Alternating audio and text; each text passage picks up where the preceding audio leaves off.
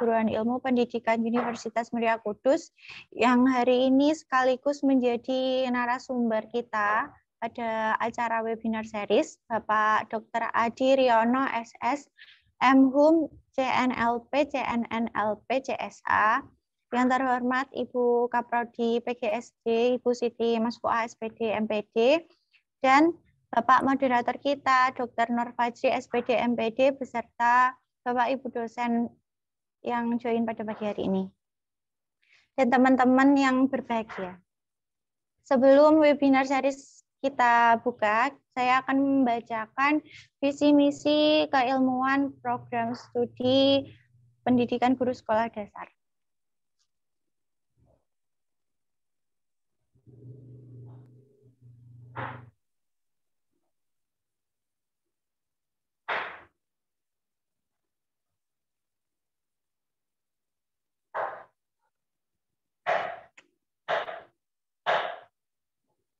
Visi keilmuan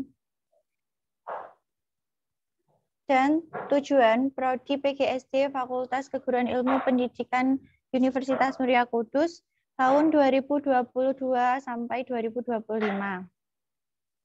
Visi keilmuan, mengembangkan pendidikan guru sekolah dasar yang selaras dengan prinsip konstruktivisme berbasis kearifan lokal guna menghasilkan lulusan yang unggul.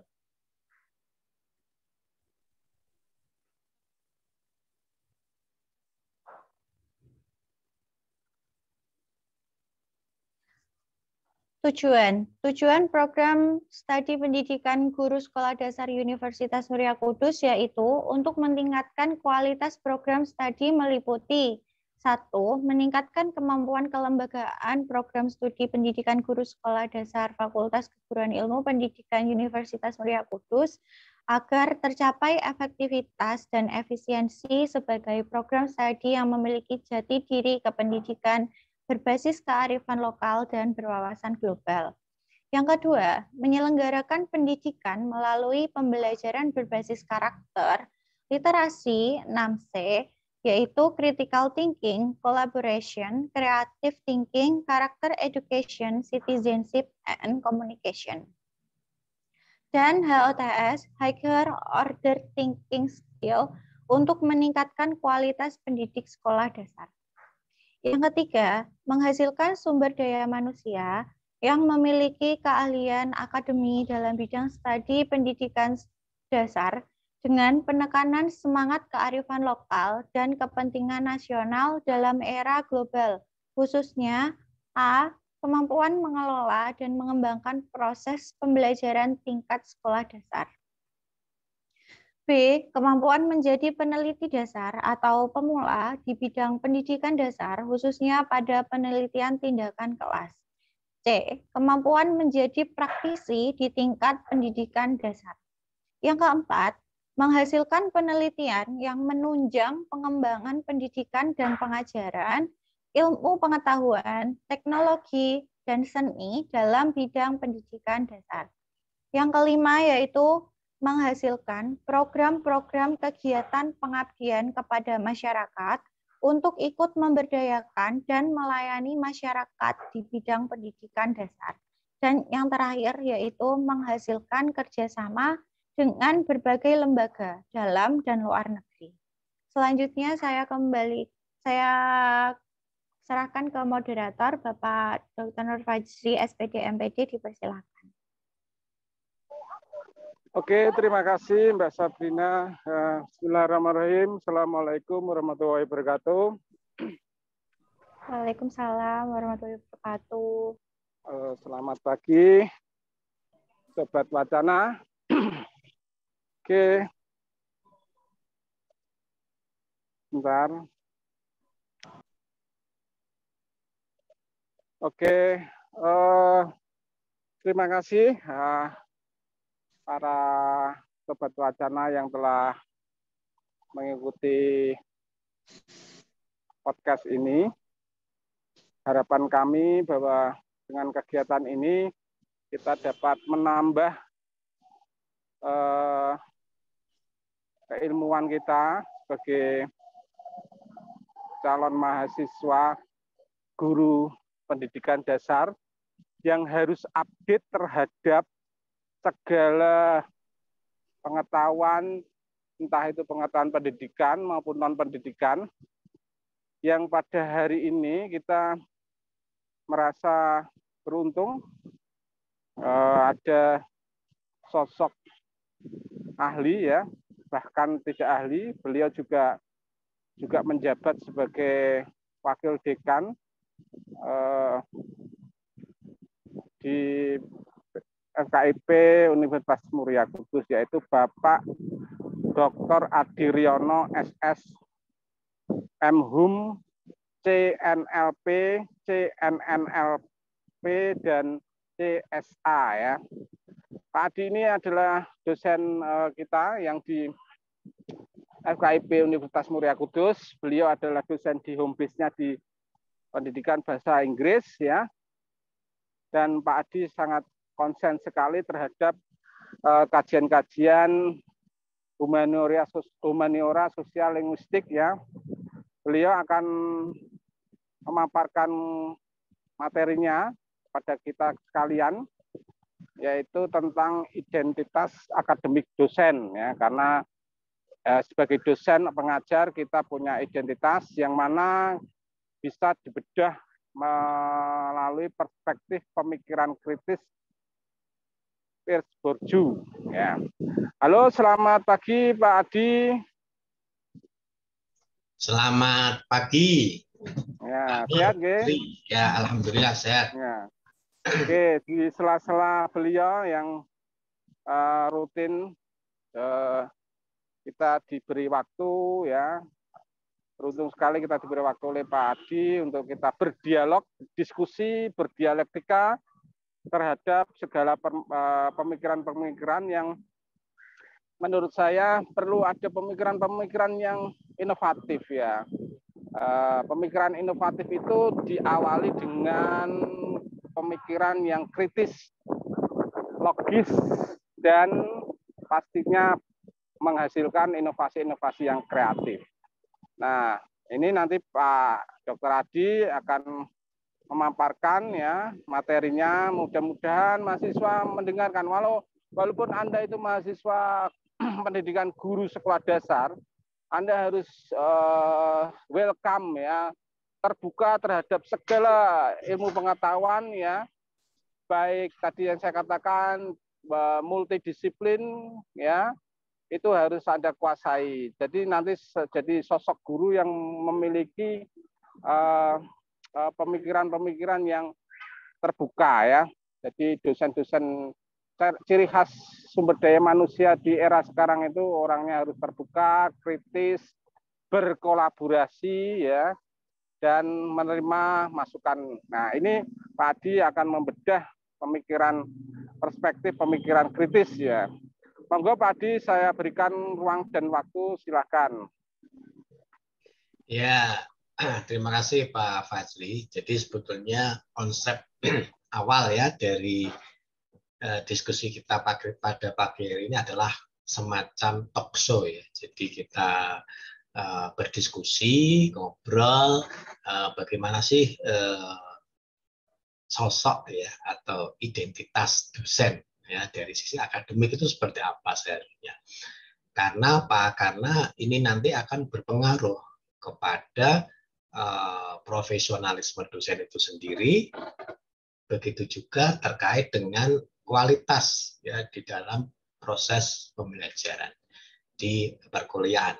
Tentu ini sangat menarik untuk kita diskusikan bersama. Berbicara mengenai identitas, kalau kita merujuk ya pada Kamus Besar Bahasa Indonesia, identitas itu diartikan sebagai ciri-ciri ya atau keadaan khusus mengenai sesuatu atau seseorang. Jadi kalau kata identitas itu dilekatkan ya dengan kata akademik, identitas akademik ya, maka berarti ciri khusus ya, ciri-ciri terkait dengan akademik itu seperti apa bagi seorang dosen. Tentu kalau kita berbicara mengenai identitas akademik, kita tidak bisa terlepas dari berbicara tentang perguruan tinggi itu sendiri. Jadi perguruan tinggi saat ini itu memiliki visi dan misi, atau bisa dikatakan sebagai orientasi, ya, yang ingin dicapai. Nah, orientasi atau visi dan misi yang ingin dicapai itu tidak akan terlepas dari pengaruh situasi global saat ini.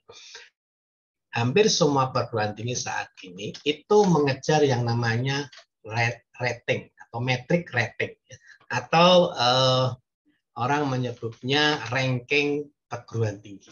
Karena apa? Karena saat ini ranking perguruan tinggi itu seolah-olah menjadi ciri atau identitas, ya, dari kualitas atau tidaknya sebuah perguruan tinggi, sehingga diukur dari ranking metrik itu. Bahkan ada yang mengatakan bahwa dengan nilai ranking metrik yang tinggi, sebuah perguruan tinggi dapat dengan mudah menjual nama, ya, tanda kutip, ya, menjual nama untuk dipromosikan, ya, ke masyarakat supaya, ya, mendapatkan mahasiswa sebanyak-banyaknya. Ini tentu menjadi impian dari semua perguruan tinggi. Semua perguruan tinggi akan mengimpikan berkualifikasi internasional dan global. Dan ini tentu tidak bisa ditelepaskan dari apa yang disebut dengan tadi yang saya katakan, yaitu situasi global. Apa itu situasi global? Bahwa situasi global saat ini dipengaruhi oleh world view atau pandangan hidup yang mengarahkan pada bahwa apa yang kita lakukan itu memiliki tujuan, misi, ya, visi, misi, dan tujuan yang terkait dengan tuntutan pasar. Jadi pada prinsipnya saat ini, kenapa kurikulum itu senantiasa berubah, itu tentu salah satunya adalah menyesuaikan dengan kondisi pasar. Dan pasar saat ini dipengaruhi oleh yang namanya neoliberalisme atau disebut dengan kapitalisme global. Nah, ini yang terjadi saat ini. Sehingga karena terkait dengan pasar, maka perguruan tinggi akan menyesuaikan dengan tuntutan pasar itu, termasuk dalam meningkatkan atau mengidentifikasi identitasnya. Ya, identitas ini penting karena terkait dengan kekhususan, ya, sebuah perguruan tinggi, kekhususan dosen, ya. Sehingga kalau kita ngomong tentang dosen, tentu tidak bisa dilepaskan dari berbicara tentang institusi. Sehingga identitas dosen dalam sebuah perguruan tinggi itu tidak bisa dilepas dari identitas perguruan tinggi itu sendiri. Dalam hal ini adalah dia harus mengikuti alur yang namanya visi dan misi sebuah perguruan tinggi. Dosen tidak bisa, ya, keluar dari visi dan misi yang sudah ditetapkan oleh institusi. Karena apa? Karena dosen itu dalam yang namanya dia hidup dalam kolam yang namanya sivitas akademia. Sivitas akademia inilah yang menjadi field atau arena perjuangan seorang dosen. Jadi seorang dosen dan para mahasiswa itu dalam komunitas yang sama, yaitu komunitas Civitas Academica. Nah, Civitas Academica ini diwujudkan dalam social and institutional structure. Ada yang namanya struktur sosial dan institusional. Dan struktur sosial dan institusional inilah yang disebut dengan dunia akademis saat ini. Nah, dunia akademis ini tentu dia tidak bisa berdiri sendiri. Ya, dia dipengaruhi oleh komponen yang lain. Seorang dosen dia akan memiliki agensi atau keinginan kuat untuk melakukan sesuatu dengan target-target tertentu tanpa didorong oleh yang namanya institusi atau social institutional structure itu sendiri. Sehingga seorang akademisi atau seorang dosen dia akan terikat ya dengan sistem yang berlaku di dunia akademis, dan itulah yang akan membentuk habitus seorang dosen. Apakah dosen itu nanti akan menjadi orang yang profesional atau tidak? Nah, habitus inilah yang akan membentuk perilaku, membentuk visi dan misi dosen, serta apa yang akan dilakukan untuk meraih sesuatu yang ingin dicapai. Ya, tentu bagi para akademisi menjadi seorang guru besar ya, atau profesor itu adalah impian semua orang. Tetapi apakah impian itu bisa diwujudkan atau tidak, itu didukung oleh banyak faktor. Tidak hanya faktor dari sisi tidak hanya faktor atau terkait dengan kompetensi individu dosen, karena dosen itu juga di saat ini dituntut untuk memiliki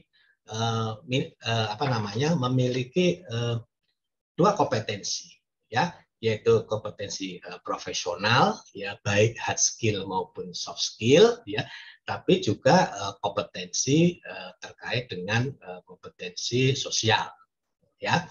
Artinya bahwa ada yang namanya kapital. Jadi seorang dosen atau mahasiswa atau sivitas akademika, dia tidak akan bisa berkembang manakala tidak didukung yang namanya kapital. Habitus itu adalah sebuah pengalaman ya yang terus-menerus didapat, sehingga pengalaman itu yang menjadikan kebiasaan yang akan dilakukan. Ya, kebiasaan yang akan dilakukan sehari-hari. Dan habitus itu mempengaruhi seseorang. Ya, dia dipengaruhi dan juga sekaligus mempengaruhi. Jadi kalau kita berbicara mengenai habitus itu seperti sikap yang ia bisa berubah sesuai dengan input pikiran, input pemikiran, ya, kemudian input social interaction, interaksi sosial yang itu dilakukan terus-menerus sehingga menghasilkan yang namanya pengalaman. Dan pengalaman inilah yang akan membentuk seseorang untuk melakukan sesuatu. Tergantung pengalamannya, apakah itu nanti dari pengalaman yang negatif atau pengalaman positif, itu nanti yang akan mengkonstruksi perilakunya. Oleh sebab itu, menurut Bourdieu bahwa habitus itu akan membentuk individu atau kelompok, ya, yang dia nanti akan memperkuat struktur yang ada di dalam kelompok itu atau kelompok sosial atau masyarakat. Jadi kalau kita berbicara mengenai habitus, itu tidak akan bisa berjalan dengan maksimal tanpa didukung yang namanya kapital. Kapital kalau menurut Bourdieu ini ada 4. Ya, ada kapital ekonomi. Jadi kesuksesan orang, keberhasilan orang, ya, individu, akademia, itu tidak bisa dilepas dari, yaitu ada kapital ekonomi. Ya, kapital sosial, dan kapital budaya atau kultural, dan kapital simbolik.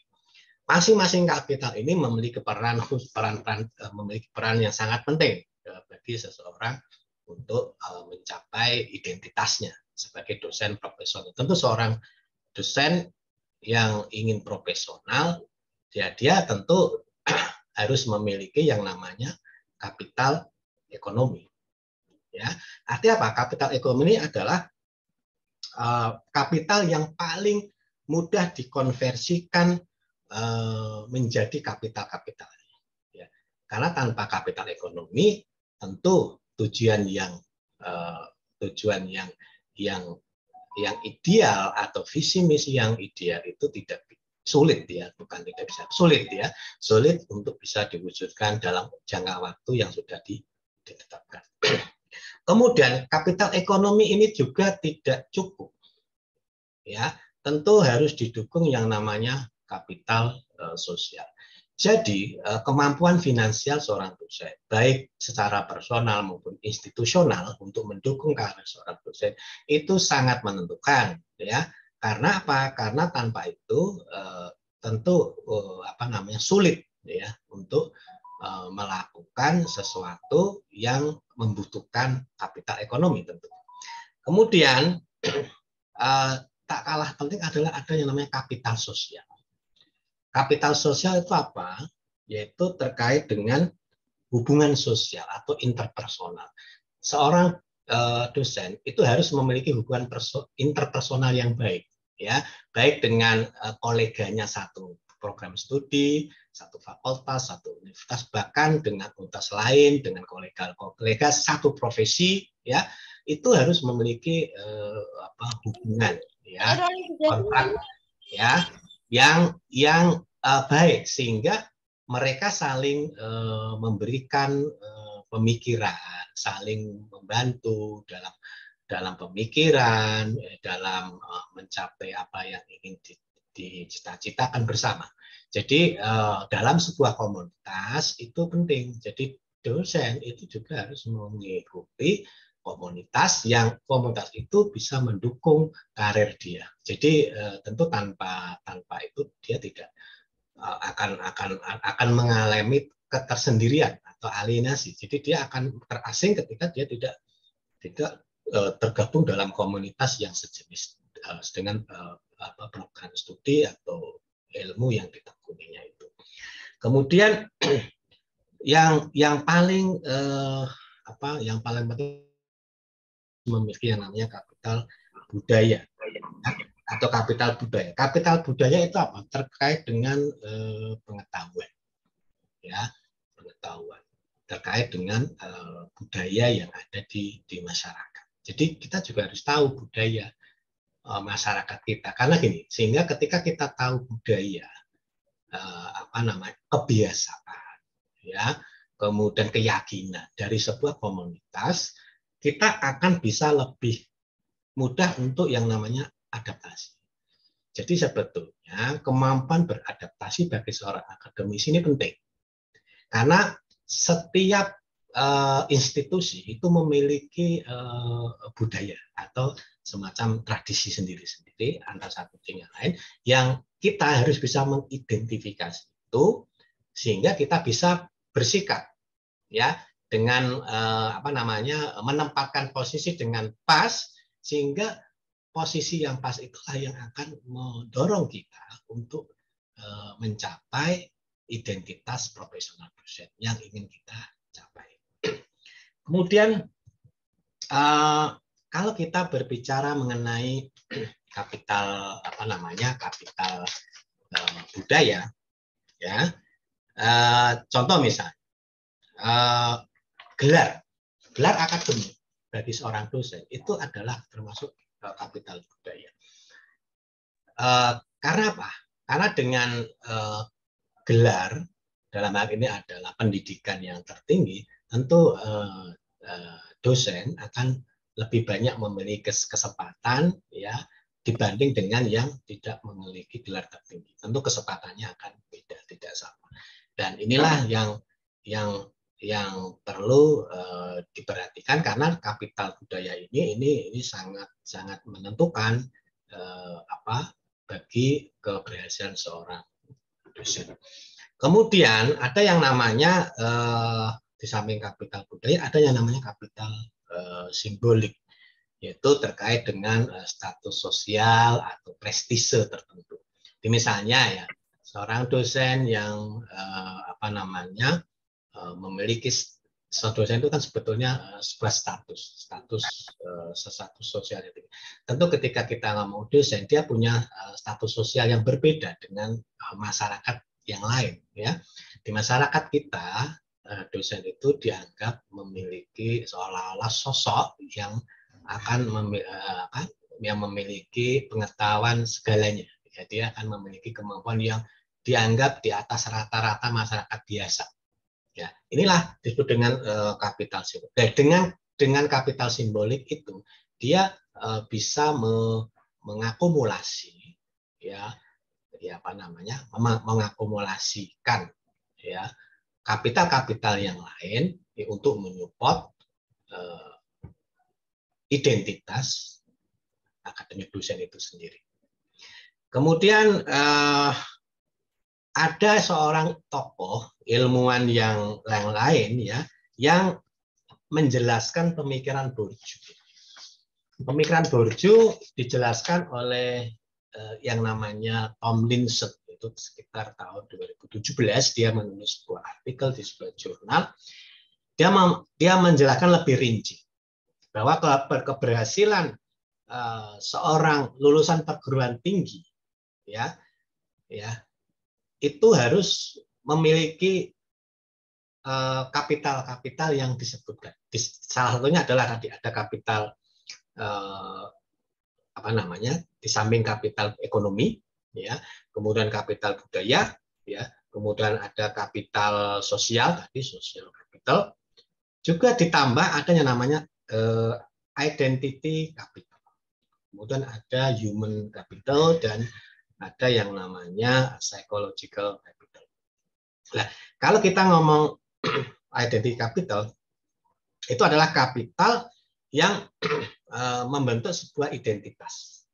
Jadi kapital identitas. Jadi identitas. Kalau kita sudah punya punya identitas, karakter, ciri tentang individu seorang dosen, dia akan bisa memaksimalkan apa namanya target, ya, memaksimalkan tujuan atau yang ingin tujuan target yang ingin diimpikan terkait dengan akademik. Kemudian ada yang namanya kapital human capital, ya, kapital manusia. Ya, ini terkait dengan kapital manusia terkait dengan pengetahuan profesional, ya, skill, ya, hard skill, ya, skill itu yang terkait dengan hard skill dan soft skill, ya, skill profesional, keilmuan, ya, keilmuan. Jadi kepakaran di bidang ilmunya itu harus, ya, dosen harus, kalau sudah memfokuskan pada sebuah bidang ilmu, maka dia harus pakar di situ. Maka itulah disebut dengan human capital. Jadi kemampuan teknis, baik teoritis maupun teknis di bidang ilmunya, itu adalah kapitalnya, modal dia. Jadi tanpa itu dia sudah mati, ya, tanpa modal itu seorang dosen dia akan mati. Kemudian yang tak kalah penting adalah bagi dosen itu adalah, atau mahasiswa juga, itu adalah yang namanya psychological capital, ya, kapital psikologis. Ini penting. Apa itu?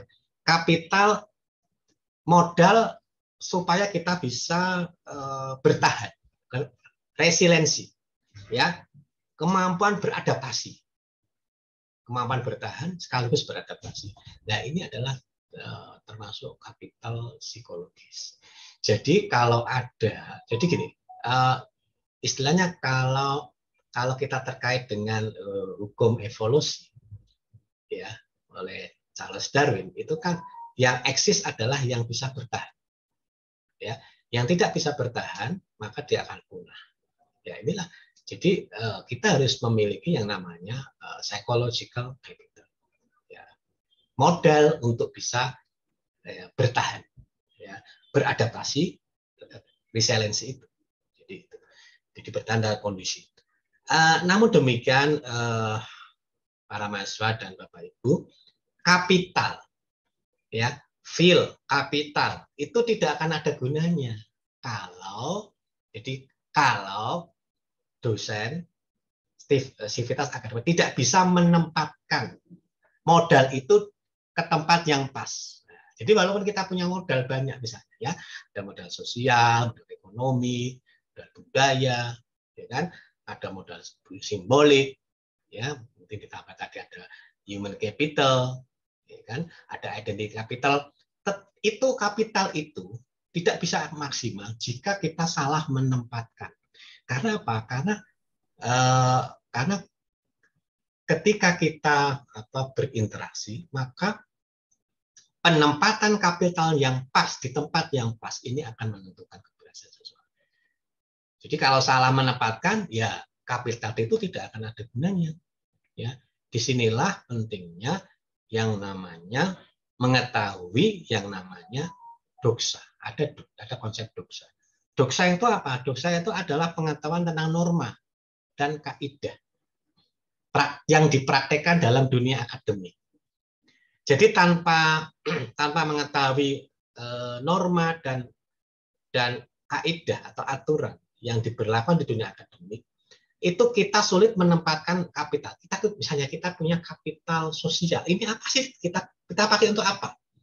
Kalau kita tidak bisa menempatkan kapital ini dengan pas, ya itu ya kita nggak terlalu banyak manfaat, ya.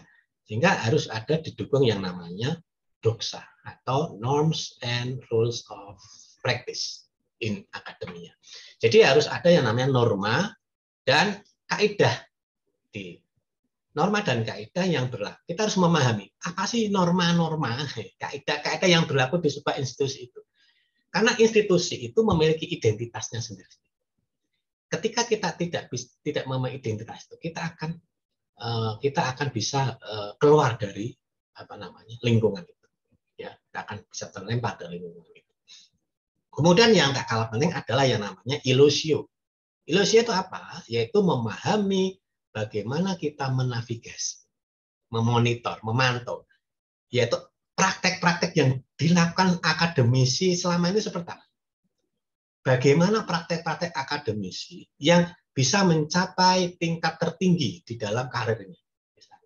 Maka kita lihat, kita perhatikan, kita lihat seperti apa. Ya, bagaimana mereka mengajar, bagaimana mereka menulis, meneliti, bagaimana mereka membuat pengabdian, ya, bagaimana mereka berinteraksi dengan dunia luar, bagaimana berinteraksi dengan kolega mereka, bagaimana mereka berinteraksi dengan dengan satu komunitasnya, dengan masyarakat umum dan sebagainya. Itu akan menentukan. Sehingga seorang dosen itu akan memiliki agensi yang kuat jika dia memiliki habitus di tempat arena atau field yang tepat, ya, didukung oleh modal kapital tadi dan didukung oleh pengetahuan doksa dan ilusio. Gabungan inilah nanti yang akan mendorong seorang akademisi untuk bisa mencapai goalnya. Goalnya apa? Goalnya harus jelas. Misalnya, kalau seorang dosen goalnya adalah dia harus bisa mencapai jabatan fungsional tertinggi, yaitu adalah guru besar, maka dia harus menetapkan goal itu pada sasaran bidiknya. Ketika sudah menetapkan sasaran bidik, apa yang modal yang harus aku kumpulin? Ya, harus kita maksimalkan modal-modal tadi. Yang kita sudah punya modal budaya sudah punya, modal sosial sudah punya, ya, modal budaya punya, modal simbolik, modal identitas. Tapi kalau kita salah menempatkan modal ini kita salah, nggak pas, nggak sesuai dengan tempatnya, ya kita salah bersaing, kita akan kalah. Karena di arena persaingan, kita ketika modalnya menempatkan modal keliru, ya kita nggak akan bisa berhasil. Ya. Dan yang penting adalah ada yang namanya adalah feel. Feel ini menentukan, ya, arena. Dan arena inilah disitulah akan ada habitus. Habitus inilah yang akan mempengaruhi kita. Habitus yang baik tentu akan mengarahkan ke yang, tapi kebalikan, habitus yang sebaliknya dia akan mengarahkan yang sebaliknya. Nah, membentuk habitus ini sangat penting, karena habitus inilah nanti yang akan menghasilkan perilaku. Dan habitus itu akan membentuk struktur, dan struktur juga akan membentuk perilaku. Jadi berbalik-balik seperti itu. Jadi konsep Bourdieu ini sangat menarik, karena apa? Dengan konsep ini kita akan lebih kritis melihat sesuatu yang terjadi di dunia akademia. Jadi kita tidak mudah menerima ide gagasan, tetapi kita akan lebih mengkritis ide dan gagasan itu apakah sesuai dengan tadi goal target yang sudah kita punya, kemudian apakah itu sesuai dengan tadi, sesuai dengan apakah habitus kita bisa mengarah ke situ atau tidak. Ini yang perlu dipahami oleh kita semua. Kemudian di arena, kita kan ini di arena akademi saat ini itu tidak bisa dilepaskan dari yang namanya neoliberalisme. Jadi pasar. Jadi semua berorientasi pada pasar. Ya, pasar kerja, ya. Kemudian dunia industri, ya. Sehingga seolah-olah pendidikan ini hanya diarahkan untuk melayani kepentingan mereka. Nah, inilah yang perlu kita kritisi. Kita kritisi bareng-bareng.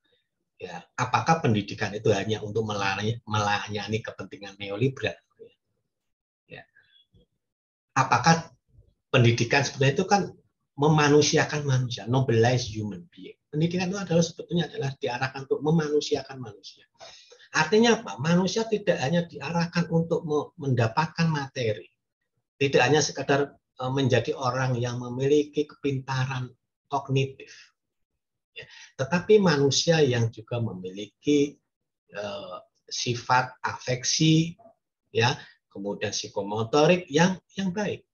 Tidak cukup hanya dengan kemampuan kognitif, tapi juga ada afektif, perilaku, soft skill. Ya, jadi tidak cukup, tidak hanya diarahkan untuk melayani kepentingan itu, tapi bagaimana dia bisa dia punya kemampuan untuk resiliensi tadi. Dia bisa memaksimalkan yang namanya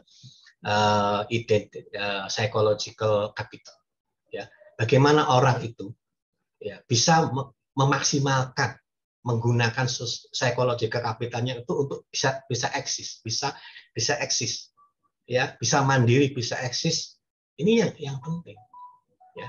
Jadi kita tidak menggantungkan bahwa seolah-olah ya semua itu akan diserap oleh pasar, dilayani seolah hanya untuk pasar, bukan. Tapi bagaimana manusia itu bisa menjadi sosok hakikat manusia itu sendiri. Manusia bisa menjadi manusia sebagai manusia, bukan sebagai alat produksi. Manusia sebagai manusia. Yaitu apa? Manusia sebagai manusia adalah bahwa orang yang terdidik, orang yang pintar, orang yang berpendidikan tinggi itu bermanfaat bagi alam raya ini, ya, bagi sekelilingnya, bagi alam, ya. Tidak hanya sekedar melayani dunia industri.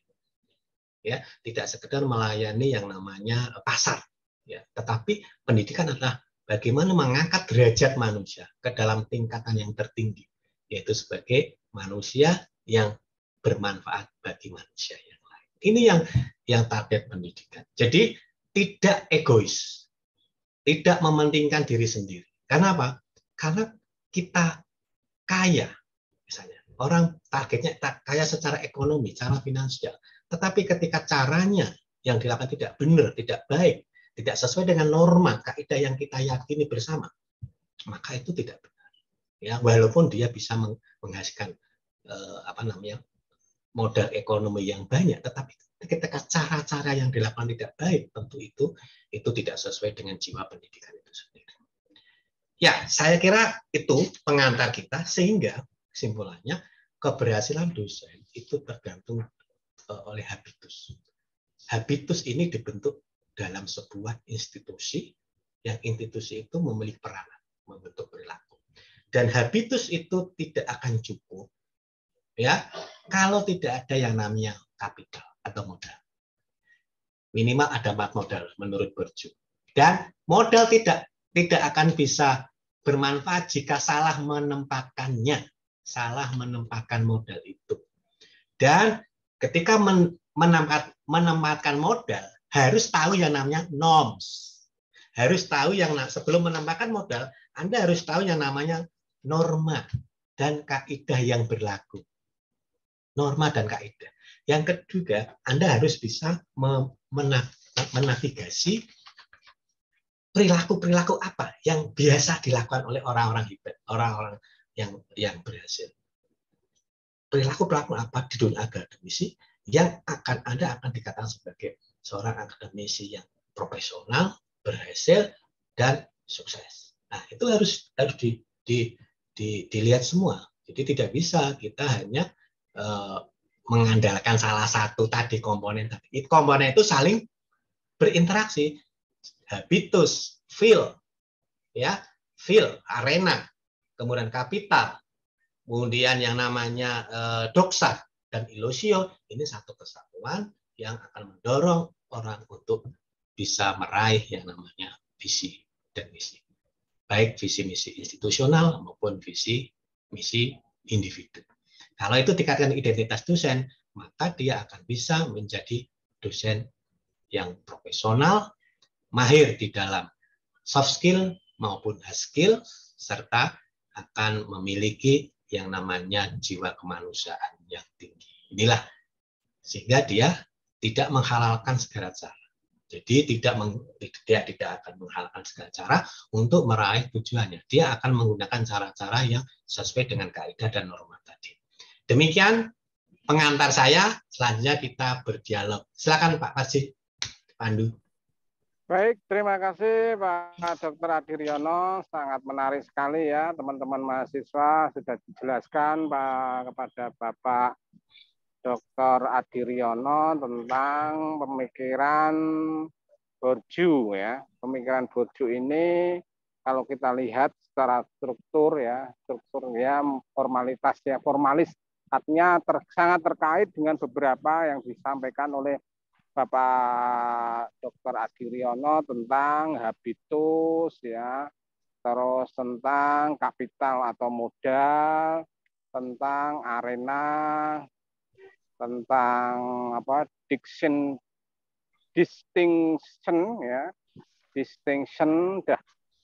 dan sekali lagi tentang dominasi simbolik, yang mana di mana itu dominasi simbolik ada yang namanya doksa. Mungkin teman-teman mahasiswa harus merenung ini karena Pak Dr. Adiryono menarasikan bahwa ini dosen, bukan hanya sekedar dosen. Sebagai mahasiswa pun harus memiliki pemikiran berprinsip pada pemikiran Bourdieu ya, ada arena dan sebagainya tadi ya, ada arena, ada modal dan sebagainya. Nah, mungkin ada yang mahasiswa yang mau menanyakan tentang hal-hal tersebut. Silakan, ada teman-teman Sobat Wacana yang mau menanyakan atau sharing pengalaman ya, karena ini tidak hanya sebagai ranahnya dosen. Dosen itu pasti ada mahasiswa, yang mana mahasiswa juga mempengaruhi dosen dan dosen juga mempengaruhi mahasiswa. Nah, ada yang mau ditanyakan? Silakan. Silakan ya. Oke, kalau sambil menunggu mahasiswa sebagai pengantar dari tadi Pak Dr. Adiryono, sangat menarik sekali bahwa Pak Adi menjelaskan tentang beberapa struktur dari teori-teori itu, yang mana kalau mahasiswa dengarkan itu masih bersifat baku. Teori itu masih bersifat baku ya mahasiswa. Jadi harus diaplikasikan sesuai dengan lingkungan. Yang mana tadi Pak Adi itu ada arena, kapital, ada simbolik ya, yang mana ada peran-peran lingkungan yang mendukung, sehingga bagi mahasiswa Anda sekalian harus mengikuti aturan-aturan yang sudah ada, tetapi jangan diatur oleh aturan-aturan yang sudah baku, yang mana mahasiswa boleh memberikan yang namanya simbolik itu. Nah, yang itu yang dikatakan tadi simbolik, yang berbicara tentang doksa ya. Ada yang mau menanyakan mahasiswa kira-kira? Kalau nggak ada, saya tertarik ini Pak Adi ya. Jadi ya baik. Kalau kita berbicara tentang pemikiran Bourdieu ini, saya tertarik dengan dominasi simbolik. Ya Pak Adi, dominasi simbolik. Ya, kalau lebihnya dominasi simbolik atau kapital simbolik ya.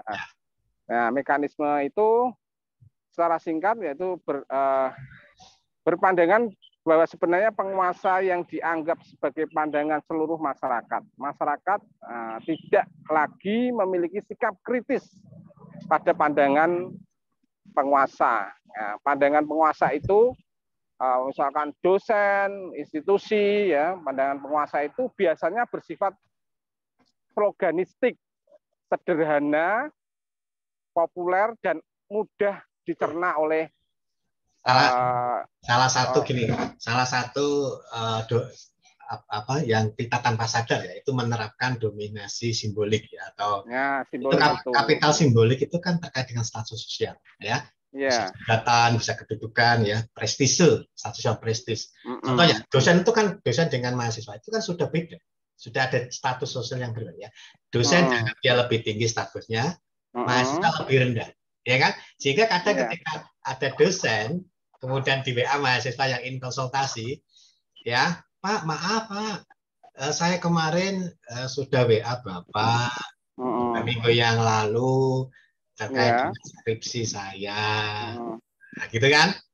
Gimana Bapak, sudah bisa saya ambil belum? Nah, kemudian dosennya bilang, ya, emangnya saya harus misalnya gini, emang saya hanya bimbing satu orang, ya tak bimbing banyak. Ya, kamu nanti gantian. Nah, itu adalah salah satu. Terus misalnya gini, Pak, apakah saya salah? Pak, saya apakah salah menanyakan itu? Ya, Anda nggak salah. Nggak salah. Anda nggak salah. Tetapi Anda tetapi skripsi Anda belum saya baca. Misalnya gitu. Nah, artinya apa? Itu adalah semacam kalau orang mengatakan sebagai salah satu bentuk kekerasan simbolik. Ya, kekerasan simbolik. Jadi kekerasan simbolik itu sebenarnya kekerasan yang tanpa disadari oleh orang. Jadi dia menggunakan dominasinya untuk menekan sehingga akhirnya masyarakat, iya Pak, saya terima Pak, saya menunggu Bapak membaca sebisanya. Nah, ya, ketika itu berarti Mas sudah mengakui bahwa dia mengalami kekalahan simbolik di situ. Ya, jadi ketika dosen mengatakan karena dia punya otoritas lebih tinggi, sehingga seolah-olah dosen belum membaca itu tidak salah, gitu. Dia benar gitu. Padahal mahasiswa ini sudah mengirim misal 2 minggu, udah sampai sebulan, misalnya nggak dibaca, nggak ada apa-apain gitu. Tapi misalkan gini Pak, dosen bilangnya tidak membaca, tapi sebenarnya dosen itu tidak punya waktu dan memang tidak ada waktu sehingga pelayanan akademis hak sebagai mahasiswa juga perlu menanyakan seperti itu. Kan kita tidak tahu apakah itu dosen itu memang membaca atau dosen itu belum sempat membaca atau memang kesibukan. Tetapi juga di satu sisi mahasiswa juga perlu bertanya untuk mengkonfirmasi gimana Pak? Ya, jadi gini, sebetulnya itu kan gini Pak, kekerasan dominasi atau kekerasan simbolik itu kadang kita tidak menyadarinya. Bahkan dosen itu nggak sadar dia ngomong kayak gitu. Iya. Ya, karena apa tadi sudah ada habitus, itu. Ya sudah melekat bahwa saya itu loh punya status sosial lebih tinggi dari kalian. Iya itu. Nah, yang tanpa sadar. Nah itu mungkin kita juga bisa mentoleransi mahasiswa dengan berbagai karakteristik. Nah harapannya dosen yang paham betul tentang psikologi mahasiswa dan mungkin dosen juga sudah punya pengalaman yang mana pengalaman itu sudah dilalui sehingga dosen itu kadangkala menempatkan juga salah ada kekerasan simbolik tersebut di situ. Gimana Pak Adi? Ya sebetulnya itu bisa diminimalisir ya ketika sampai ada sebulan 2 bulan nggak kebaca. Jadi caranya Pak diminimalisir bahwa mereka itu dalam satu grup. Jadi saya satu grup gitu sehingga ketika kadang gini kalau semua bimbingan dia semua WA satu-satu gitu. Kadang kita kan dosen kan kadang kelewat untuk membacanya atau nggak terbaca karena banyaknya WA dan segala macam. Sehingga bahwa semacam untuk mengeliminasi supaya jangan sampai ada yang seperti itu, ya Ya, dia membuat grup satu komunitas itu yang isinya bimbingan dia sama dia, dan nanti ngomongnya di grup itu siapa yang mau bimbingan hari ini atau nanti janjian, ya sehingga nanti akan terbaca semua. Jadi misalnya dibuat semacam apa namanya grup-grup gitu ya. Misalnya untuk hari ini saya hanya menerima 5 orang, silakan.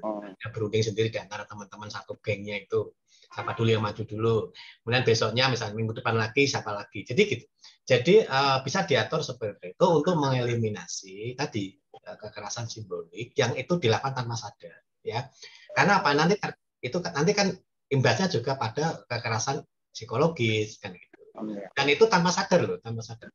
Dan iya, itu betul. tanpa sadar. Jadi posisinya kita harus Pak Adi, kita juga menjelaskan kepada mahasiswa supaya mahasiswa juga paham seperti itu, yang mana dosen punya otoritas dan mahasiswa juga punya hak juga seperti itu. Karena standarnya dosen itu kan, saya takutnya standar dosen itu apa yang dia ucapkan, perilaku apa yang dia lakukan itu sudah bagus, sudah baik, sesuai dengan norma.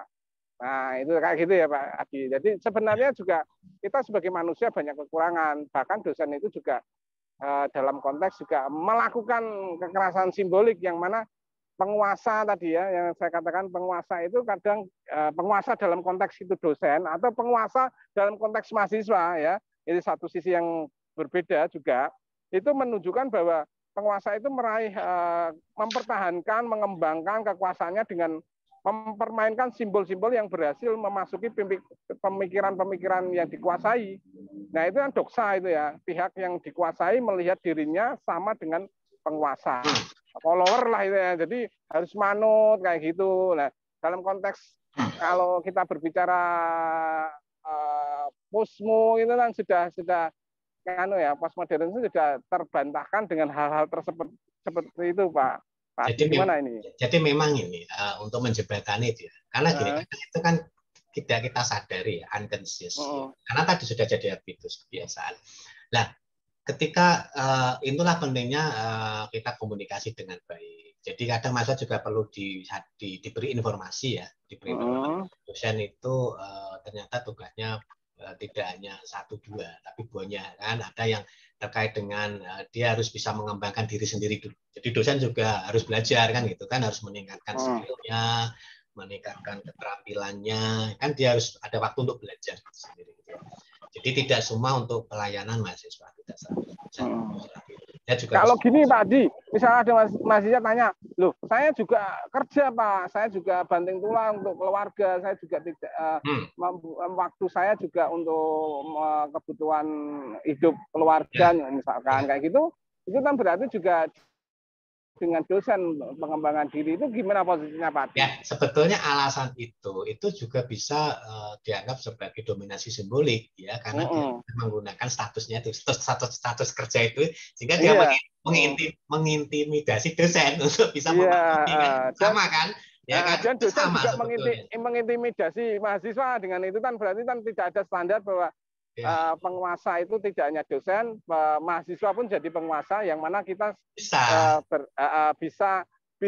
berrefleksi ya Pak Adi ya. Entah kan? Itu dosen, entah itu mahasiswa ya. Nah, jadi ketika terjadi seperti itu, saya kan kerja Pak, gini. Itu sebetulnya untuk menekan kita, menekan dosen. Iya, betul. Gitu kan. Tetapi ingat, yang namanya hidup itu ada yang namanya prioritas. Sekarang tak tanya, apakah kerjamu itu sangat menentukan hidup kamu? Misalnya gini, apakah kalau kamu tidak kerja, kamu masih bisa makan nggak? Masih Pak.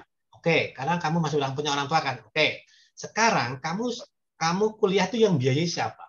Apakah misalkan diri sendiri gini gimana Pak? Ya, kalau diri sendiri, diri sendiri. Sekarang ketika kalau kamu mencari uang sendiri untuk kuliah, kamu bisa nggak Anda menempatkan prioritas mana yang paling penting saat ini untuk dilakukan tiap harinya? Kerja itu mungkin bisa jadi kerjanya bisa diatur atau tukeran sama temennya, ya, yang misalnya satu shift, misalnya dia misalnya shiftnya misalnya harusnya dia pagi, padahal pagi ada jam kuliah. Bisa nggak dia bernegosiasi? Tadi harus ada yang namanya kemampuan interpersonal kan. Dia bisa melobi ke temannya yang punya shift siang supaya tukeran. Kan bisa jadi dapat seperti itu. Jadi ada konsep yang namanya bernegosiasi. Negosiasi dengan mana yang perlu dinegosiasikan lebih dulu. Ya, kalau memang pekerjaannya itu tidak bisa dinegosiasikan dengan jadwal perkuliahan, ya, maka dia harus bisa menggeser mata kuliah yang memang dia nggak bisa. Artinya apa? Ya dia nggak usah diambil. Ya nggak usah ngambil mata kuliah memang dia nggak bisa. Dia hanya ngambil mata kuliah yang dia bisa, sehingga dia tidak beralasan, Pak, saya akan kerja. Nah, apakah terus nek wis kerja perak kuliah penjaluk nilai bisa no kan gitu kan. Nah, itu kan sama saja dia kekerasan simbolik juga ke dosen kan. Dia beralasan kerja tapi memaksa dosen untuk bisa mengasihkan kemakluman, memberikan nilai padahal dia nggak sesuai dengan targetnya, tugas tidak sampai segala macam. Ya tidak bisa. Artinya kekerasan simbolik ini harus dibatasi apa? Ada yang namanya tadi doksa, ya kan? Ada norma, ada kaidah. Nah, kaidah dan norma yang menjaga ini. Biasanya nggak bisa berbuat apa-apa karena kaidahnya seperti ini, kontrolnya seperti ini. Jadi Anda ngomong pun saya nggak bisa berbuat apa-apa karena ini ada kaidahnya seperti ini. Tadi doksa. Oke, itu dari sisi mahasiswa. Misalnya dosen, Pak Adi, seperti saya misalnya jadi dosen, saya punya kan kewajiban dosen adalah tridharma, yaitu pendidikan, pengajaran, dan pengabdian. Yang mana banyak dosen-dosen seperti saya banyak kesibukan. Bahkan ada dosen-dosen yang kasusnya memang sibuknya bukan karena pengajaran, penelitian, dan pengabdian, tetapi dia misalkan banyak jabatan-jabatan yang merasa bahwa dia itu lebih mementingkan jabatan juga karena mahasiswanya tidak terlayani gitu. Gimana Pak Adi itu? Kan gini kan ada yang namanya doksa kan kita pertama ada doksa, kemudian ada yang namanya ilusi. Ilusi itu kan navigasi atau melihat praktek. Jadi gini, kalau dalam aturannya itu kan memang ada aturan ya, kaidah yang ketika dosen diangkat sebagai pejabat struktural di institusinya, maka dia ada keringanan di bidang-bidang lain. Ya, karena ini dianggap sebagai tadi pengabdian, sehingga dia tidak wajib melakukan penelitian dan tidak wajib melakukan penelitian dan pengabdian, tetapi dia masih wajib mengajar, membimbing. Dia masih wajib. Karena apa? Sebetulnya yang paling pokok dalam sebuah perguruan tinggi kan pendidikan. Iya, pendidikan, pengajaran, penelitian dan pengabdian ini kedua dan ketiga kan. Nah, iya, tapi yang pertama ini nggak boleh ditinggal, walaupun dia ajar. Iya, itu wajib ya. Ajar, bimbing nggak boleh ditinggal. Ya. Yang boleh ditinggal adalah riset dan pengabdian boleh ditinggal, karena itu boleh kosong. Gitu di aturannya, di aturan BKD itu bagi kalau saya kok kalau saya itu tiga-tiganya jalan Pak Adi. Jadi saya itu pendidikan juga penelitian. Nah, hasil dari penelitian kita bawa ke pendidikan, pengabdian ke pendidikan juga. Jadi kayak konsep konsep dalam konteks trinitas ya kalau konsep trinitas bukan trinitas di agama ya trinitas yang mana? Gini. Ya betul. Artinya gini, ada aturannya yang membolehkan untuk khusus mengkhususkan untuk pejabat struktural. Tetapi sebagai seorang dosen, tentu walaupun menjabat struktural dia tetap nulis, ya kan? Tetap yang namanya pengabdian, tetap walaupun mungkin tingkat kuantitasnya mungkin tidak sebanyak ketika dia menjadi dosen biasa, ya. Tetapi jadwalnya mungkin bisa disesuaikan dengan kesibukan masing-masing. Karena gini, ada pada prinsipnya keberhasilan orang ini kan tadi tidak hanya mengandalkan kapital kan, tapi dia harus ada yang namanya ilosio, yaitu menavigasi praktek-praktek akademia. Jadi prakteknya dia tuh aturannya ini jadi prakteknya kayak apa sehari-hari nih gitu. Lah itu juga penting menavigasi itu sehingga kita tidak salah menempatkan kapital itu. Jadi Pak Fajri punya 4 kapital, tapi kapital ini tidak berfungsi jika Pak Fajri tidak memahami yang namanya tadi arenanya, feel-nya seperti apa. Kemudian dalam feel itu ada norma apa yang berlaku di feel. Oke. Kalau arena dosen, feel-nya dosen itu kan sebenarnya dia arahnya ke pengajaran ya, karena kan kita seperti guru, misalnya masih ada mahasiswa PGSD yang besok menjadi guru ya, itu kan tugas wajibnya mencerdaskan peserta didik ya. Yang lain itu kan hanya tidak wajib ya, artinya itu hanya pendukung kayak gitu ya. Nah itu kan berarti arenanya itu harusnya secara esensinya itu arenanya di situ. Yang lain itu tidak menjadi hal yang penting, bukan nggak penting, sebagai pendukung atau pelengkap aja ya Pak Haji. Jadi kalau arena di akademia itu kan arenanya normanya tridharma, ya kan? Ya, nah, sehingga tridharma ini harus dikerjakan ketika dia ingin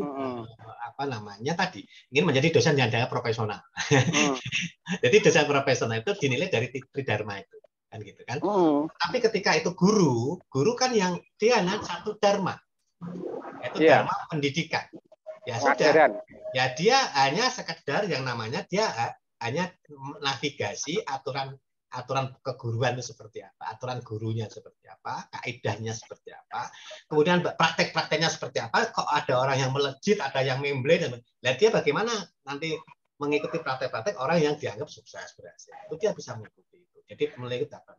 Tetapi ingat bahwa ini tidak akan bisa berhasil kalau salah menempatkan kapital. Gitu loh. Kapitalnya gampangnya gini. Anda itu kayak orang taruhan gitu loh. Ini salah ndokok kan kalah, salah ndokok. Iya. Nah, kayak gitu. Jadi kalau kita salah menambahkan kapital kita yang kita punya, ya kita nggak akan bisa, kita akan kalah dengan yang lain.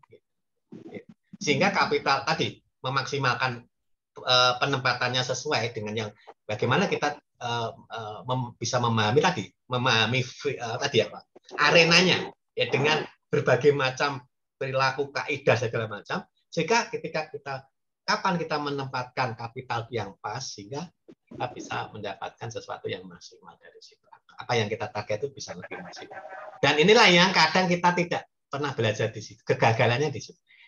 Kegagalan menempatkan kapital. Itulah yang sering terjadi. Oh gitu ya. Kalau pengalaman saya Pak Adi, dan saya menjadi pengajar gitu ya. Arena saya adalah dalam konteks dosen itu tadi yang saya katakan, saya berusaha untuk memberikan suatu pelayanan ya. Modal saya adalah begitu juga dengan konteks-konteks. Saya berusaha untuk penelitian, pengabdian, dan mengajar ya. Itu untuk kepuasan kepelayanan terhadap mahasiswa. Tapi ini prioritas saya itu Pak Adi. Misalkan seperti itu sudah menerapkan kapital enggak ya, menerapkan teori Bourdieu enggak?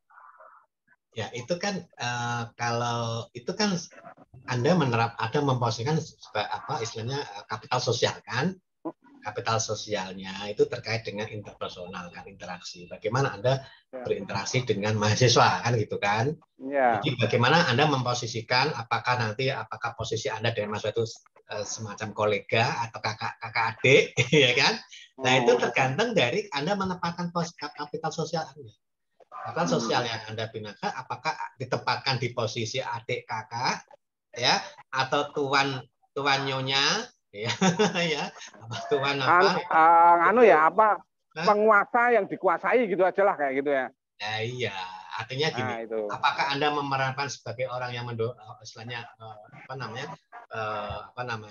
tadi powers, yaitu menempatkan powernya itu lebih penting atau diturunkan. Jadi artinya gini, penurunan tadi agar lebih akrab apa terus konteksnya apa diturunkan dalam arti secara sosial ya, bukan diturunkan statusnya enggak, arti secara sosial prakteknya apakah Anda menganggap mahasiswa itu adik-adiknya, adik dan Anda kakaknya, tentu akan lebih akrab kan ketika Iya. berdialog ngobrol dengan mahasiswa yang Anda memosisikan sebagai kakak ya atau adik sebagai adik, sehingga kesannya tidak ada jarak sosial yang tinggi ya, tidak ada jarak sosial yang terlalu tinggi. Nah, itu permasalahan itu Pak Adi yang banyak antara dosen dan mahasiswa secara fenomena sosial seperti itu. Entah itu dosen, entah itu pejabat. Misalkan seorang pengusaha pejabat atau presiden atau gubernur atau apa itu dalam konteks dia semau gue gitu ya. Tapi kita juga menerapkan bahwa sebenarnya misalkan pejabat itu juga pelayanan, maksudnya pelayan kepada publik gitu ya. Nah, itu jadi suatu prioritas kadangkala terabaikan dengan teori-teori yang dalam konteks Bojo itu kita harus saklek gitu ya.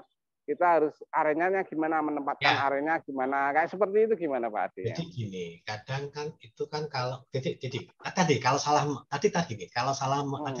menempatkan bisa jadi repot kan. Jadi kalau salah kapital itu sebenarnya netral Pak.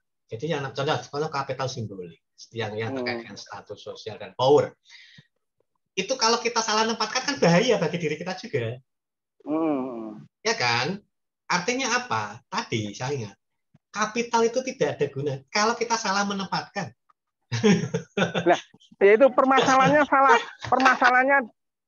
definisi diksi dari salah menempatkan itu mungkin mahasiswa perlu secara realita operasional itu loh maksudnya gitu loh Pak. Menempatkannya gini. Jadi kalau menempatkan itu kan memang dipengaruhi oleh hatiku juga, kebiasaan. Jadi contoh gini, contohnya orang itu misalnya punya karakter. Kita kan punya karakter kan, orang. Karakter itu kan dibentuk oleh habitus, ya kan? Nah, ketika karakter misalnya, dia misalnya keras misalnya, ada karakter yang dianggap keras, misalnya. Maksudnya tegas keras gitu. Ya, tegas keras kan baik dalam konteks tertentu. Nah, menempatkan seperti itu, pas tempatnya. Jadi misalnya, tentu ketika kita keras dengan semua orang ya nggak pas. Ya kan keras itu kan ada tempatnya. Kapan kita keras, kapan kita harus berperilaku halus dan segala macam. Itu kan sebetulnya bisa diatur ya, di manage gitu. Jadi penempatan. Ini kan Pak Adi, dalam konteks keras itu gimana Pak Adi? Karena mahasiswa juga kita pahami bahwa dikira mahasiswa itu keras itu omongannya keras atau dia suka marah-marah kayak gitu. Keras itu gini artinya. Keras itu dipahami sebagai orang itu orang awam kan menganggapnya sebagai lebih ke terkait dengan gaya bicara. Kalau konteks orang awam. Oh, gaya bicara. Kalau orang-orang memang pawaane bicaranya seperti orang Batak, orang anu gitu ya, gimana tadi? Makanya tadi harus memahami tadi kulturnya kan. Tadi kan ada budaya kan. Jadi kita yang makanya kita harus punya tadi kapital sosial yang baik. Kita saling memahami. Ini orang ini memang karakternya gini ya. Berarti toleransi gitu ya, toleransi gitu ya. Akhirnya masuknya ke situ, ke toleransi. Artinya gini saling menghargai kekhasan tadi. Misalnya saya dengan Pak Abadi sering berdebat kan. Tapi nggak ada masalah gitu kan. Tapi kan secara interpersonal karena saling memahami. Pak Adi itu gini, Pak Abadi. Aku bisa memahami. Jadi memang dalam konteks interaksi sosial itu yang penting itu adalah understanding, saling memahami. Iya. Artinya apa? Oh, dari kultur budaya yang seperti ini menghasilkan karakter yang seperti ini, gitu. Iya. Nah, karakter seperti itu belum tentu jelek, gitu loh, Pak. Ya itu yang saya berusaha belajar dengan mahasiswa dengan berbagai karakteristik mahasiswa. Kadang saya juga ini sebagai manusia juga ya. Kadang juga emosional itu kan misalkan seorang kita lagi ada masalah, kita capek, ada masalah gitu, saya itu berusaha untuk memahami. Oleh sebab itu komunikasi itu lebih penting. Maksudnya komunikasi itu dalam konteks dalam komunikasi ilmu komunikasi kan ada istilahnya bottom up dan top down gitu ya. Harus kita bisa memahami yang mana kita itu sebagai dosen, Anda itu kelihatan di atas dan bawah, kita harus saling berinteraksi, itu seperti itu ya Pak Adi ya. Jadi dua-duanya saling memahami. Misalnya ya dalam konteks komunikasi. Kan komunikasi itu kan ada tempat. Di mana sih kita berkomunikasi? Ya? Mungkin kalau kita di rumah mungkin beda cara komunikasinya. Ya, ini dunia akademik ya masalahnya. Ya, ini kalau di dunia akademik di kampus itu punya doksa sendiri kan. Punya aturan, punya norma, ya kan? Akademik itu kan kita sangat plural ya, sangat majemuk ya, yang mana keanekaragaman itu kadang-kala itu seseorang itu berkuasa tapi tidak tahu pemahaman tentang hal-hal tersebut gitu ya. Jadi memang sebetulnya terjadi konflik itu kan karena sebetulnya kurang komunikasi, salah pemahaman. Ya, salah paham dari apa? Salah berkomunikasi. Kurang berkomunikasi. Nah, komunikasi itu kan itu jenisnya macam-macam ya. Kan komunikasi yang efektif, yang kadang gini Pak. Kadang kita itu ketika belum berkomunikasi dengan memahami sebenarnya latar belakang kenapa dia seperti itu, tidak memahami. Itu kadang kita cenderungnya kita menjadikannya sebagaimana pikiran kita sendiri. Iya. Jadi background knowledge kita itu kita jadikan alat untuk menjustifikasi orang lain.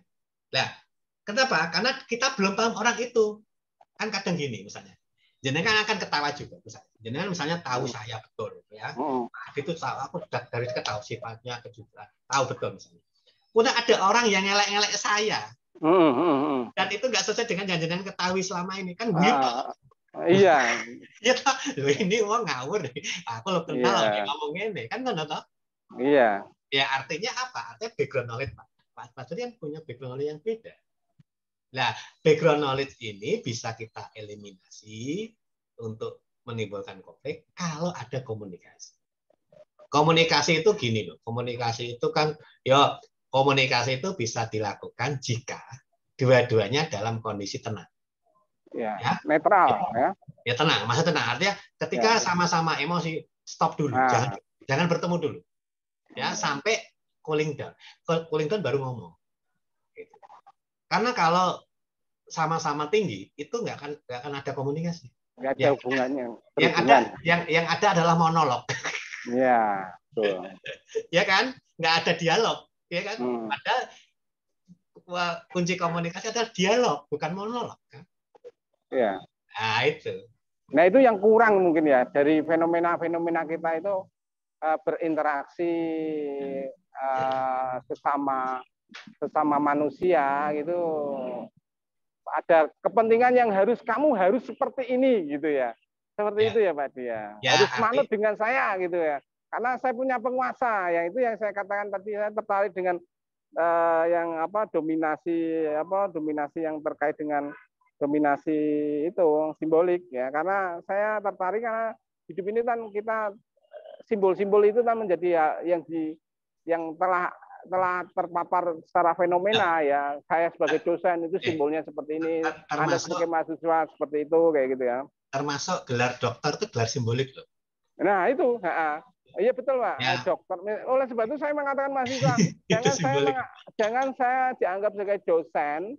Itu saya tahu segalanya. Justru mungkin Anda lebih tahu dari saya. Itu malah saya kadang kayak gitu sama mahasiswa itu. Jadi seolah-olah kalau sudah daftar itu tahu segala-galanya. Itu kan simbolik, ya kan? Iya, itu. Nah, ketika kita diproses seperti itu, ketika kita nggak tahu, ya dokter kok nggak tahu. Nah, itu juga ketika kita digitukan itu juga salah satu tadi kekerasan simbolik juga, tapi dari yang berbeda kan. Jadi sama-sama melakukannya. Gitu ya, saya setuju itu karena kita kadang kita terlena pada satu kekuasaan itu, kekuasaan yang mana misalkan saya dosen, saya penguasa, saya misalkan saya punya otoritas lebih, kayak gitu ya. Nah itu yang menjadikan simbol-simbol itu menjadi hal yang jadi fenomena sekarang saat ini nih Pak Adi. Ya, betul. Sehingga makanya kan manusia itu kan tadi habitus, salah satu yang membentuk habitus itu adalah kecerdasan emosi. Ya, emotional quotient. Jadi emotional quotient juga dibentuk dari habitus. Ya, habitus apa? Itu pengalaman-pengalaman yang dia dapat sehari-hari. Ya, baik di rumah, di keluarga, di tempat di pertemanan. Ya. Itu nanti jadi yang gini, betul mahasiswa ini ya, saya menjelaskan mahasiswa bahwa sebenarnya dosen kita sebagai dosen kita berusaha untuk memahami karakteristik apapun Anda sekalian secara individu personal ya, karena Anda itu lahir pasti tidak sama. Ada orangnya yang memang cepat-cepat pengen frontal, ada yang pengen kalem, ada yang ini dosen itu sebagai mediator, sebagai jadi penengah yang mana dosen itu ya manusia ya, tapi ya berusaha seperti yang dikatakan Pak Adi itu, seperti itu ya Pak Adi ya. Ya, memang kita tidak bisa ngomong idealisme. Ya ada idealisme, ideal itu ada idealisme. Tetapi kadang ada gap kan antara realita dan idealisme. Nah, gap inilah yang perlu kita benahi, kita beresi. Gap itu. Itu saya mau tanya Pak Adi, itu teori Bourdieu itu kan karena suatu teori itu pasti dia itu ada satu fenomena ya. Yang mana teori akan muncul apabila ada fenomena, nah diteorikan ya seperti itu ya. Bisa jelaskan Pak Adi itu background asal usul teori Bourdieu itu dari mana, dia peristiwa apa? Karena seorang tokoh itu biasanya jadi kan, selama ini orang itu kan face to face, apa istilahnya itu berhadapan-hadapan ya antara agensi dan struktur.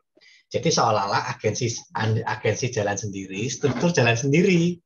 Nah, Bourdieu itu adalah enggak gitu.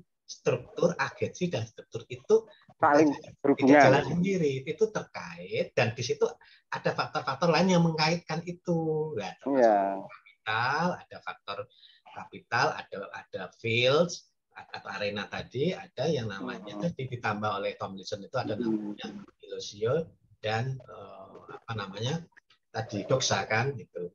Jadi dia terikat satu sama lain. Jadi tidak berhadapan-hadapan gitu. Ya tidak struktur sendiri, agensi sendiri enggak, tapi agen dan struktur itu satu kesatuan yang itu diikat oleh dua-duanya. Jadi agen itu juga dipengaruhi struktur. Dengan agensi, dan agensi juga bisa mempengaruhi struktur. Gitu. Struktur bisa berubah juga, Pak. Gitu loh. Iya, struktur bisa berubah. Ya. Seperti itu. Tuh. Ya, saya setuju sekali nih, karena yang disampaikan oleh Bapak Dr. Adi itu sebenarnya kalau dipahami oleh mahasiswa kelas S1 ini ya mungkin Pak Adi paham betul ya, bahwasanya itu kok pembahasan diskusinya kok teori-teori, tapi memang ini perlu pemahaman-pemahaman yang mendalam yang terkait dengan yang teori-teori Bourdieu itu ya. Mungkin ada mahasiswa yang mau tanyakan terkait diskusi saya dengan Pak Adi ini, mungkin mahasiswa. Teori Bourdieu ini juga bisa dipakai. Kenapa sih ada mahasiswa yang kreatif, ada yang enggak? Itu bisa dilihat, bisa dijelaskan. Kenapa sih muncul mahasiswa yang kreatif? Ya, wah dia berprestasi banyak itu. Ada yang enggak belas sama sekali. Itu bisa dibaca fenomena itu dengan teori Bourdieu. Bourdieu ya, betul. Iya, bisa diakses apa sih habitusnya seperti apa sih selama ini habitus orang itu. Bisa dibandingkan ya. Kemudian di situ setelah habitus feel-nya di mana? Misalnya orang tuanya apa, kondisi keluarga, teman pertemanannya, budayanya, sosial budayanya ya. Ya, itu bisa kelihatan. Oh, ternyata orang yang kreatif itu ternyata dalam budaya dan lingkungan seperti ini toh.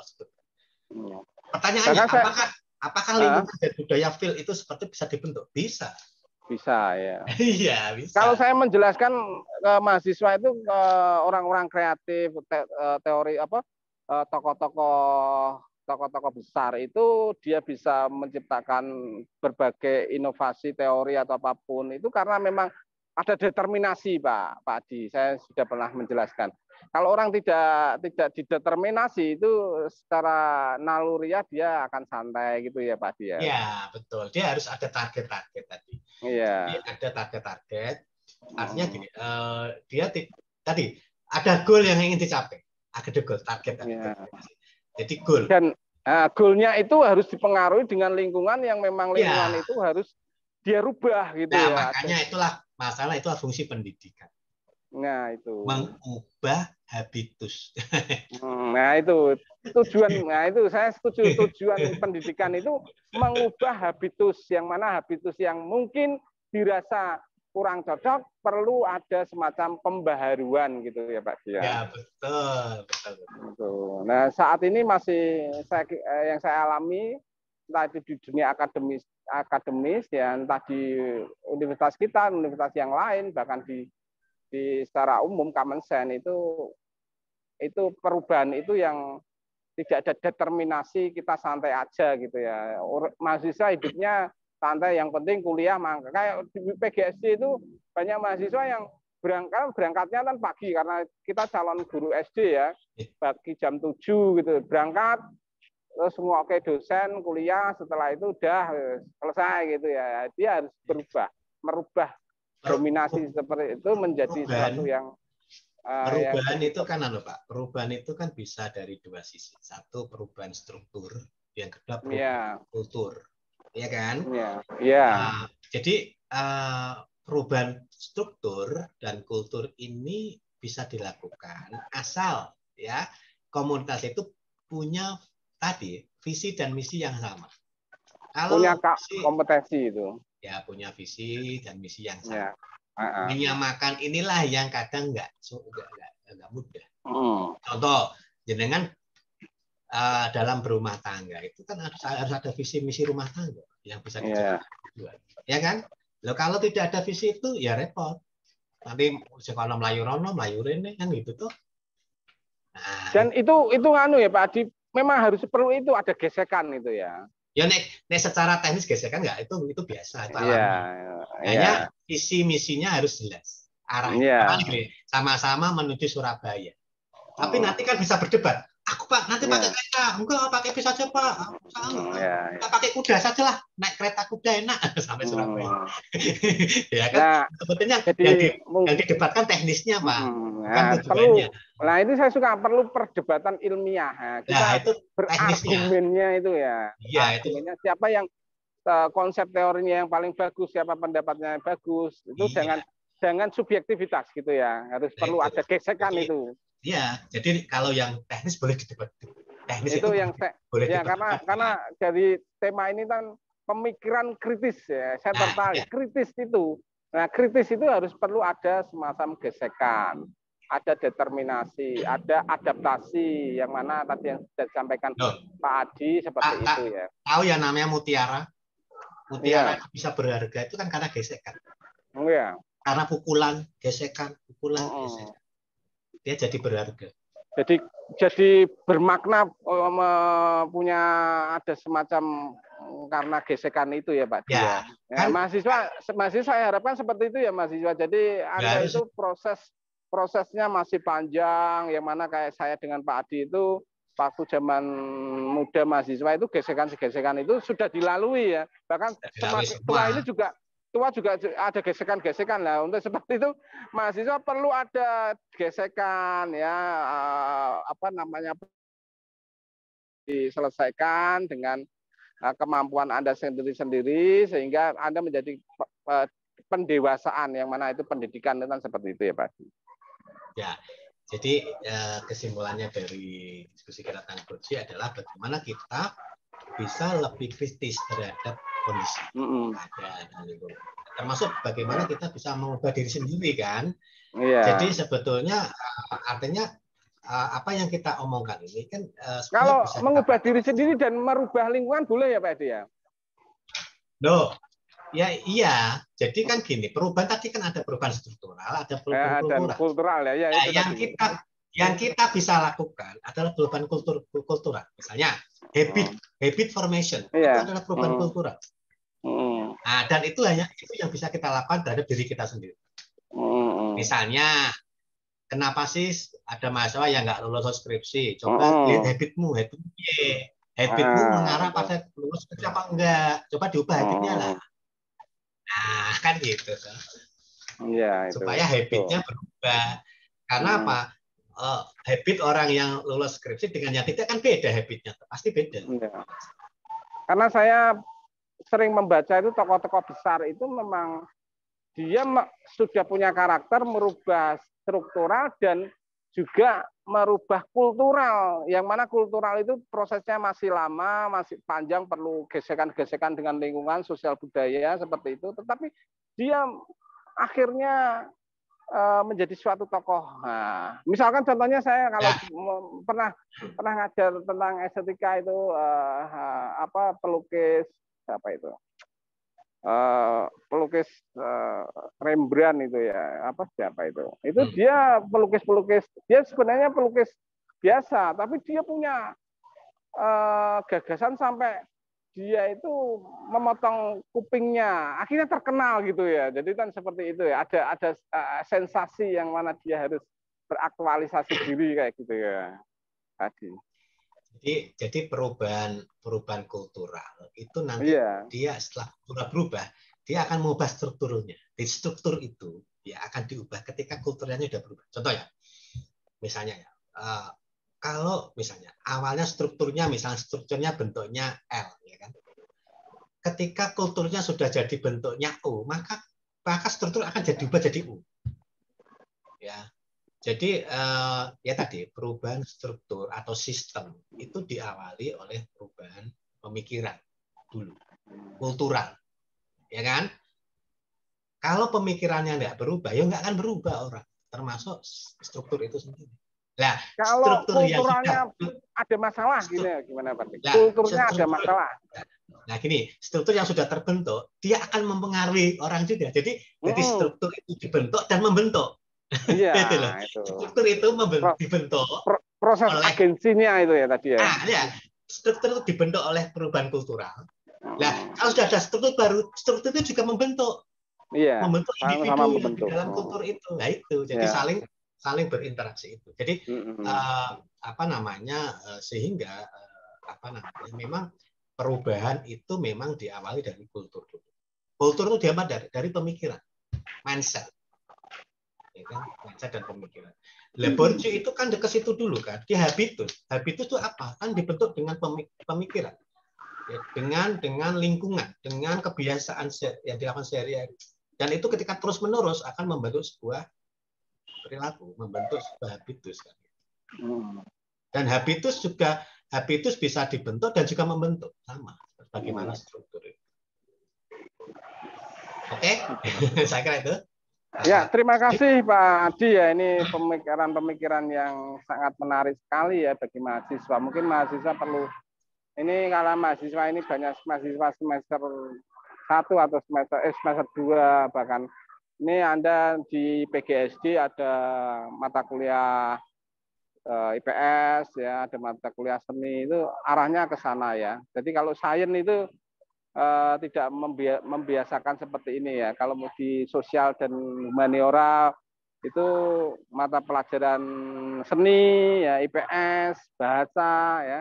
Itu nanti mahasiswa dapat menanyakan lebih lanjut kepada dosen-dosen yang terkait dengan konsep-konsep Bourdieu ini. Oke, saya kira itu, mohon maaf tadi saya nyambi ini ya di jalan. Mudah-mudahan mahasiswa dari penangkapan konsep-konsep yang diutarakan Pak Dr. Adi sangat membantu untuk menginspirasi tema-tema tugas, tema-tema mungkin membuat skripsi, karena mahasiswa banyak sekarang fenomena mahasiswa S1 itu sudah meninggalkan penelitian pendidikan Pak Adi. Di PGSD penelitian sosial sudah banyak menjamur karena itu pakai tinjauan postkolonial, poststruktural, ya, pemikiran kritis. Ya, seperti itu. Terima kasih Pak Adi, semoga sehat selalu. Saya kembalikan ke Mbak Sabrina. Sabrina mana Mbak Sabrina? Halo Mbak Sabrina.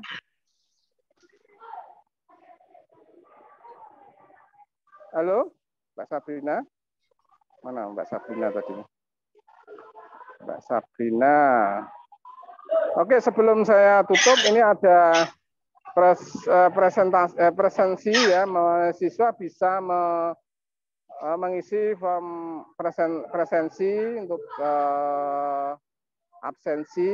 Ini sangat membantu Anda terkait dengan program PGSD menuju ke unggul ya. Ini kita PGSD merencana mau akreditasi yang mana sudah unggul, sudah ada 2 prodi yang yaitu Magister Pendidikan dan Bahasa Indonesia.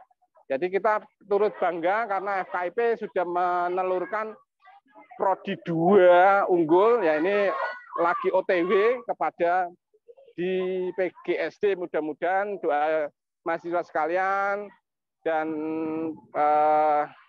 pejabat-pejabat institusi universitas memudahkan kita untuk merealisasikan ke unggul. Saya kira itu ya. Terima kasih. Saya tutup dengan bacaan Alhamdulillahirabbil alamin. Terima kasih Pak Di. Wassalamualaikum warahmatullahi wabarakatuh. Salam.